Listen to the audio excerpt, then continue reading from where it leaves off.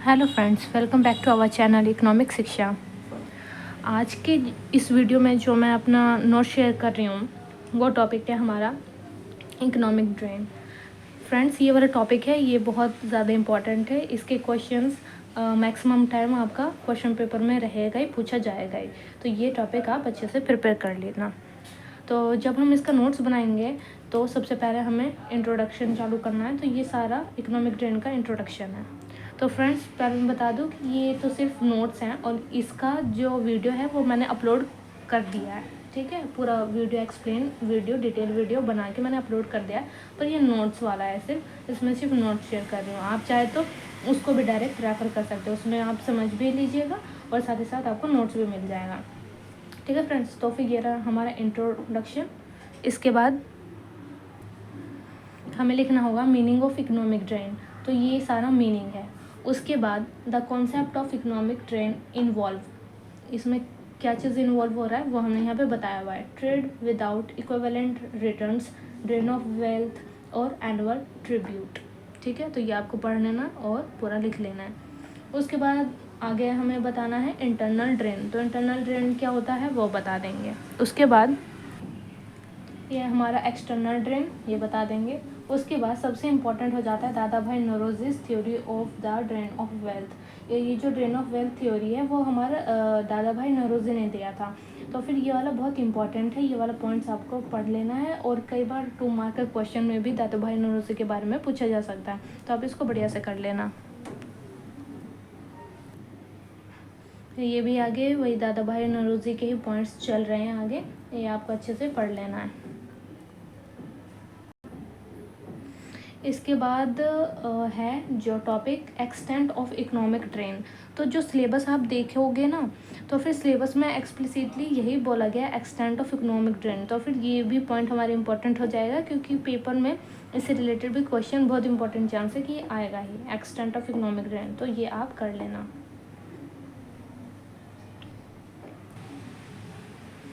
इसके बाद components constituents of drain. तो ये जो कंपोनेंट्स है वो हमने यहाँ पे डिस्कस कर लिया। तो इसको क्या करना है, सबसे पहले कोई भी चीज़ का कंपोनेंट फीचर या कुछ भी पूछा जाता है तो आपको पहले कोई डायग्राम ले लेना है। उस डायग्राम के हेल्प से आपको बता देना है कि उसमें कौन कौन से पॉइंट्स आ रहे हैं, और फिर उस पॉइंट्स को फिर से लिख के फर्दर एक्सप्लेन करना है। जैसे कि पहला पॉइंट इसमें क्या है, होम चार्जेस। सेकेंड है interest and profit of private foreign capital. उसके बाद थर्ड क्या है, banking, insurance and shipping charges. तो फर्स्ट पॉइंट हमने होम चार्जेस लिख दिया, फिर उसको एक्सप्लेन करा। ठीक है, इसी हिसाब से आपको सेकंड पॉइंट फिर लिखना होगा, फिर एक्सप्लेन करना होगा। ठीक है, अब देखिए क्या है, the main components of home charges are. तो जो मेन कंपोनेंट है होम चार्जेस के वो क्या है, वो ये 6 पॉइंट है। तो इन 6 पॉइंट को फिर से हम पॉइंट में लिख देंगे और फिर एरो बना देंगे। ये इसलिए करा है, ये इस पॉइंट को ऐसे रिप्रेजेंट, ताकि आंसर थोड़ा रिप्रेजेंटेबल बन सके, हो सके। ठीक है, यही सारी चीज़ें देख के आपको नंबर मिलने वाले हैं। एग्जामिनर इन्हीं सब चीज़ों से खुश होते हैं और नंबर देते हैं। तो ये चीज़ आपको करना ही है एग्जाम में। फिर जैसे ही फर्स्ट पॉइंट क्या है, dividend to proprietors of the East India stock. ठीक है, तो ये वाला फर्स्ट पॉइंट फिर हमें यहाँ पे लिख देना है, फिर उसको फर्दर एक्सप्लेन करना है। सेकंड क्या है, इंटरेस्ट और पब्लिक डेब्ट। तो इंटरेस्ट ऑन पब्लिक डेब्ट है, फिर उसको एक्सप्लेन कर देना है। तो इस हिसाब से आपको आंसर लिखना होगा। फिर ये रहा हमारा third point, fourth point, fifth point और सिक्स्थ पॉइंट। ठीक है, फिर उसके बाद जो सेकंड था हमारा क्या, interest and profit on private foreign capital. ये हमने एक्सप्लेन कर दिया। ये जो हमने क्लाउड के फॉर्म में बनाया था ना, ये वो वाला का सेकंड पॉइंट है। फिर अब आया हमारा third point, foreign banking, insurance and shipping charges. ठीक है, तो ये हो गया। उसके बाद ये वाला बहुत इंपॉर्टेंट है, कॉजेज़ पूछा जाता है पेपर में। तो फिर ये कॉजेज़ ऑफ इकोनॉमिक ड्रेन है, वो आपको कर लेना है, ये मोस्ट इंपॉर्टेंट है। तो कॉजेज़ के जो हमने पॉइंट बताए यहाँ पे 5, तो फिर वो 5 पॉइंट को इस क्राउडिंग फॉर्म में आपको बना देना है डायग्राम, और उसके बाद इन सारे पॉइंट्स को फिर से यहाँ पे लिख के एक्सप्लेन करना है। ये हमारा मेथड होना चाहिए। कभी भी हम पेपर में अटेम्प्ट करते हैं आंसर, तो हमारा मेथड ये चीज़ होना चाहिए, तभी आपको नंबर मिलेंगे। ठीक है, इसके बाद फ्रेंड्स नेक्स्ट जो पूछा जाता है पेपर में, कंसिक्वेंसेस या रीज़न ऑफ इकोनॉमिक ड्रेन। तो फिर जो इसके कंसिक्वेंसेस है, रीजंस है, उसको फिर से डायग्राम के फॉर्म से हमने बता दिया पॉइंट्स को, और फिर इसके बाद फिर से यहाँ पे हमें फर्दर एक्सप्लेन कर देना है इन सारे पॉइंट्स को।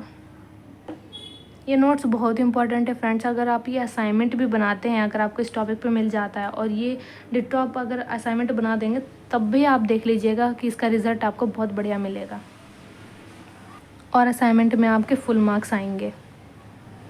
टीचर्स ऐसा आंसर देख के ही खुश हो जाते हैं, तो आपको ये चीज़ फॉलो करना चाहिए, चाहे असाइनमेंट बनाने में हो, चाहे टेस्ट में हो, चाहे आप वो जब फाइनल पेपर देते हैं उसमें ये सारी चीज़ों को अगर आप फॉलो करते हैं तो आपका बहुत अच्छा नंबर आएगा, पक्का बात है ये। इसके बाद फ्रेंड्स ये रहा हमारा 4th पॉइंट उसका, ठीक है, कंसिक्वेंसेस का।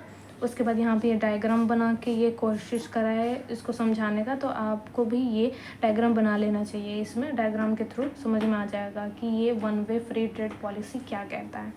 उसके बाद इफ़ेक्ट्स ऑन इकोनॉमिक ड्रेन, ठीक है, इफ़ेक्ट्स ऑफ इकोनॉमिक ड्रेन हमें बताना है कि इकोनॉमिक ड्रेन का इफ़ेक्ट्स क्या हुआ था, जैसे कि अनएम्प्लॉयमेंट, बैकवर्ड एग्रीकल्चर और more engagement in agriculture, handicraft backward और weak economic and social infrastructure, scarcity of capital. तो ये सारी चीज़ें इफ़ेक्ट्स थे इकोनॉमिक ड्रेन का, तो वो इसको हमने इस फॉर्म में समझा दिया और फिर उसके बाद इन पॉइंट्स को लिख के फिर से हमें समझाना है।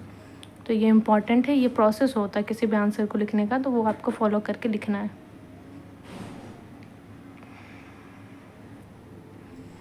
ठीक है फ्रेंड्स, तो फिर ये आगे के पॉइंट हो गए ये, और उसके बाद हमें करना है methods of reducing the drain. जो ये था इकोनॉमिक ड्रेन, वो कौन से मेथड्स थे जिससे हम उसको रिड्यूस कर सकते थे, तो वो ये रहे पॉइंट्स। इन 3 पॉइंट्स को हम यूज़ करके इसको डिक्रीज़ कर सकते थे।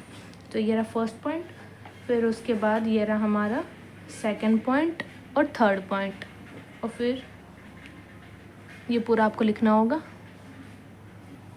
उसके बाद फ्रेंड्स ये कंक्लूज़न हमें लिख देना है आंसर में। लास्ट में आप मेक श्योर कर लेना कि हर आंसर में आपको कंक्लूज़न लिखना ही है, ठीक है। पहले इंट्रो हो जाएगा, फिर बॉडी पार्ट हो जाएगा जो क्वेश्चन में दिया गया है उसके अकॉर्डिंग, और फिर उसके बाद कंक्लूज़न लिखने के बाद हमारा आंसर कंप्लीट हो जाएगा, ठीक है। तो बस ये 3 चीज़ें मेन होता है, इंट्रो, बॉडी एंड कंक्लूज़न, उसके बाद आपका आंसर कंप्लीट। सो फ्रेंड्स ये था आज का हमारा वीडियो, जिसमें कि मैंने अपना नोट शेयर करा है इकोनॉमिक ड्रेन थ्योरी के ऊपर, इकोनॉमिक ड्रेन जो टॉपिक है हमारा उसके ऊपर।